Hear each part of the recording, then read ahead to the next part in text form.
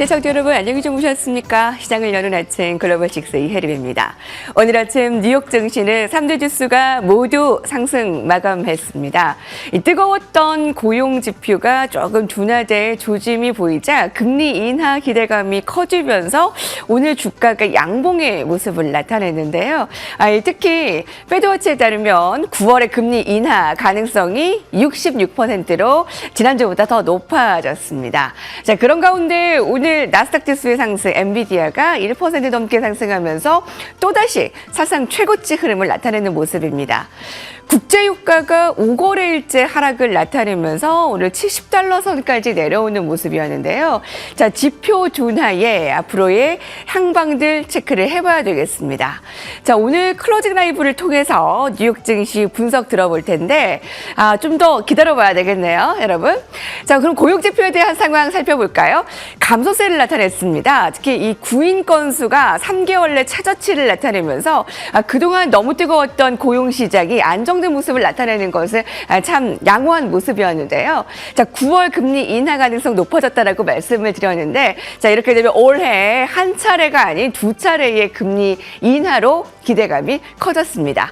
자, 뉴욕 증시 오늘 전략 후감으로 마감되었습니다. 김태수 외신위원 만나보도록 하겠습니다. 위원님 안녕하십니까? 네, 안녕하세요. 네, 연결되었습니다. 자, 오늘 뉴욕 증시 특징 마감 어떻게 볼 수 있을까요? 네, 시장은 물가 하락이 충분하지 못하다라는 거, 그리고 경기 회복도 역시나 좀 불확실하다라는 거, 이런 부분에 있어가지고 투자자들이 조금 갈팡질팡하는 그런 모습을 보였습니다. 지금 일부 대형주들 움직이면서 지수가 플러스 마이너스 오가는, 장중에 오가는 그런 모습 보였는데, 소형주 같은 경우에는 많이 하락하는 그런 모습도 보였습니다. 노동시장 지표가 약화되면서 9월 달에 금리 인하에 대한 기대감이 좀 상승하자 이제 지수가 마지막에는 조금 상승 마감하는 그런 모습 보이긴 했는데, 지금 이 노동시장 같은 경우에 4월 채용 공고가 2021년 2월 이후에 이제 최저 수준으로 감소하면서 노동시장 안 좋아지면은 금리 인하할 것이다 이렇게 공식화돼 있죠. 그래서 이런 부분 때문에 이제 막판에 그래도 기대감을 조금 키우는 듯 그런 모습을 보였습니다. 미국 경제가 지금 조금 냉각되고 있다는 얘기를 좀 많이 하고 있어요. 노동지표가 안 좋다 보니까 이제 그렇게 나오는데, 이게 사실 조금만 삐끗하게 되면은 굉장히 안 좋은 침체 쪽으로 갈 수 있기 때문에 연준이 굉장히 신중하게 지금 금리 인하 시기를 조율을 하고 있는 그런 모습입니다. 지금 이런 상황 때문에 이제 국채 수익률이 계속해서 이제 하락세를 보이고 있는 모습인데, 10년물 채권 수익률이 지난밤에 또 마이너스 1.5%나 크게 하락하는 모습을 보였습니다. 그래서 이런 부분들이 또 기술주에 대해서 그다지 또 좋지 않게 또 작용을 하면서 기술주들이 제대로 살아나지 못하는 모습 보이고 있습니다. 지금 어떤 기존의 경제 이론이나 아니면은 어떤 책으로 이제 공부를 하실 때 그런 공식화되어 있는 그런 주가 흐름에 대한 이론들이 있었는데, 그걸 적용하면 굉장히 어려운 시장이고, 그때 시장의 분위기에 따라서 어떤 식으로 적용되는지를 잘 따라가야지만 시장 흐름을 추적을 할 수가 있습니다.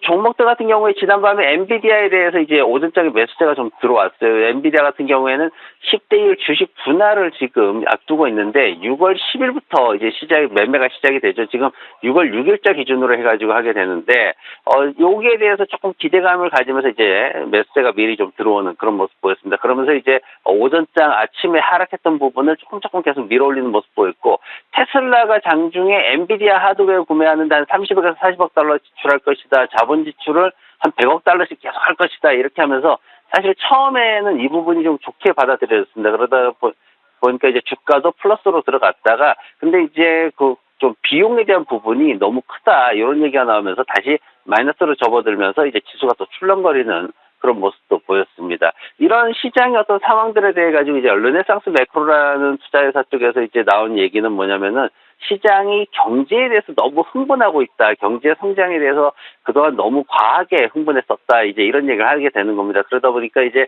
시장의 어떤 그 기대치가 좀 줄어들고 있는 이런 모습들이 조금 지금 불안하다라는 얘기를 한 거고, GDP에 대해서 이제 애틀랜타 연준에서 GDP 나우를 통해 가지고 GDP 변화를 계속 추적하고 있는데, 지금 5월 초에 4%대 기록을 했다가 지금 보면은 1.8%대로 하락을 하면서 경기 침체에 대한, 경기 하락에 대한 어떤 우려가 좀 더 커지고 있는 모습. 그러면서 반면에 금리 인하 시기를 앞당길 수 있다라는 기대감이 또 동시에 커지는 이런 아이러니한 상황들이 계속해서 진행이 되고 있습니다.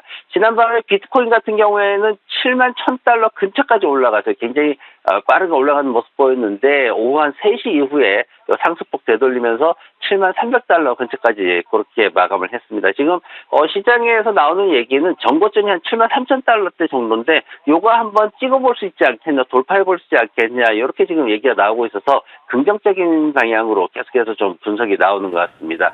유가 같은 경우에는 4개월 만에 이제 최저치를 기록을 했는데 ETF를 비롯해가지고 전반적으로 하락하는 모습을 볼 수가 있습니다. 10월부터 해가지고 하루 220만 배럴 이제 추가 감산했던 분에 대해 가지고 자발적으로 감산을 하든지 아니면 이걸 판매를 하든지 해라 이렇게 됐기 때문에 공급이 더 늘어날 것에 대한 우려 때문에 유가는 계속 하락하고 있다. 하지만 일정 수준까지 하락하더라도 더 이상은 하락하지 않을 것이다라고 얘기를 하고 있습니다. 왜냐하면 앞으로의 어떤 수요나 이런 부분들이 그래도 베이직하게 남아있는 부분이 있기 때문에 그런 부분에 의해서 유가는 어느 정도 수준에서는 멈출 것이다. 그렇게 다들 예측을 하고 있고 지난밤에 채용 공고 이제 경제 지표가 나왔는데 3년 내 최저 수준으로 나왔습니다.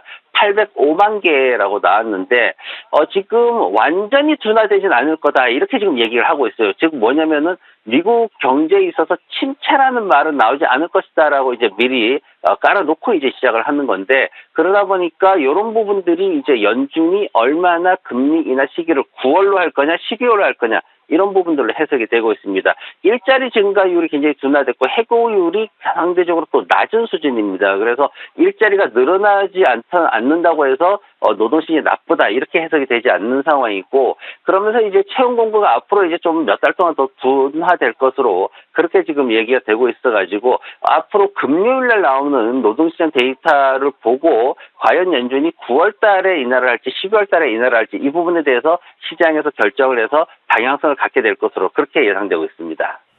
네, 그렇군요. 지금 시장은 경기 침체 우려 없는 적당한 경기 둔화를 기대하고 있습니다. 경기가 너무 침체돼서도 안 되고 적당하게 경기 둔화가 이루어져 기준금리 인하의 기대감이 여전히 살아있어야 되기 때문에 참 애매하면서도 쉽지 않은 상황입니다.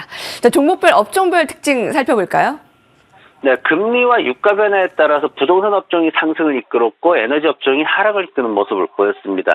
정보기술 쪽을 좀 볼 텐데 기술주들이 좀 많이 좀 엇갈리기는 하지만 그래도 애플이나 아마존 같은 회사들이 좀 선방하면서 다우지수도 플러스로 잘 유지하는 이런 모습들을 보였습니다. 오늘 이제 어펌 회사를 제가 가지고 왔는데 이 어펌 회사 다들 잘 아실 겁니다. 제가 벌써 계속해서 이제 얘기를 했던 종목이고 한동안은 제가 언급을 하지 않았던 종목인데 다시 이제 어펌이라는 회사를 소개를 해드립니다. 지금 그동안 이제 할부 구매에 대한 거죠. 애플페이와 더불어서 이제 할부 구매에서 굉장히 빠르게 성장을 보이는 회사인데 이 회사가 고금리 상황에서 굉장히 이자 수익 증가가 빠르게 나타나고 있다. 거기에다가 영국이나 유럽 시장으로 빠르게 진출하고 있으면서 매출이 늘어나고 있다. 이렇게 지금 평가가 되고 있습니다. 그래서 잭스에서 추정하는 게 순이익이 올해 40% 정도 올라갈 거고 매출 같은 경우에도 42%나 올라갈 것이다. 굉장히 빠른 성장성을 보일 것이다. 이렇게 얘기를 하고 있어서 잭스에서는 이 어펌에 대해 가지고 매수 의견을 제시하는 모습이 있었습니다. 그러면서 이제 지난밤에 주가도 상승하는 모습을 보였고요.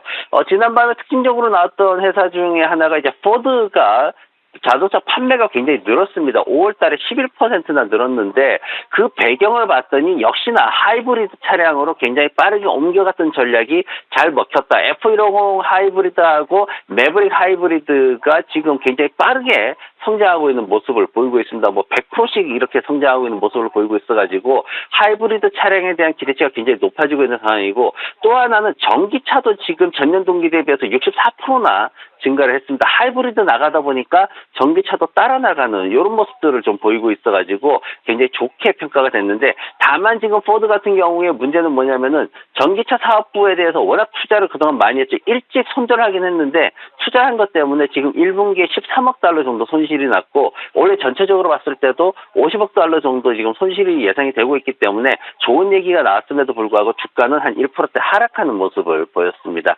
그리고 지난밤에 오랜만에 크루즈 쪽 얘기들이 나왔습니다. 카니발에 대한 얘기도 좀 나왔고 크루즈 산업들 전체가 좀 수익이 좀 개선되고 있다라는 긍정적인 그런 이슈들이 나왔습니다. 그러면서 카니발이라든가 노르웨이안이라든가 뭐 아니면 로얄 캐리비안이라든가 이런 회사들이 모두 주가가 올라가는 모습을 보였습니다. 다들 크리스마스 시즌 이후에도 굉장히 바쁘게 보내면서 매출이 증가하고 있다 이렇게 평가가 된 거고, 특히나 카니발 같은 경우에는 호주 크루즈 라인을 갖다가 이제 인수하는 그런 그 이슈가 있었습니다. 그러면서 카니발 쪽에서는 2028년도까지 전체 시장 점유율을 한 35%까지 올리겠다 이렇게 얘기를 하면서 시장에서 어떤 강력한 어떤 성장성을 좀 과시하는 모습이었고, 다만 지금 크루즈 업체들 주가를 보면은 그렇게 크게 성장을 상승하지 못하는 모습 보이고 있는데, 그 이유가 여전히 코로나 시절에 들이부었던 그 막대한 비용, 여기에 대한 부담이 아직까지도 좀 남아있는 모습입니다. 하지만은 장기적인 관점에서 봤을 때는 수요가 계속 증가하고 있는 상황이기 때문에 좀 괜찮지 않나 이렇게 평가들을 많이 하고 있습니다. 네, 오늘 3대 지수가 모두 다 상승한 건 엿새 만입니다. 특히 부진했던 나스닥 지수가 장 막판에 상승할 수 있었던 건 엔비디아. 이제 시총이 2조 9천억 달러입니다. 애플과 정말 시총이 격차가 줄어들고 있고요. 전문가들은 MSCI 시총 뛰어넘는 것은 지금 뭐 시간 문제다라고 분석이 되고 있으니까 계속 예의주시하시기 바랍니다. 김태수 외신위원과 함께했습니다. 말씀 감사합니다. 네, 고맙습니다.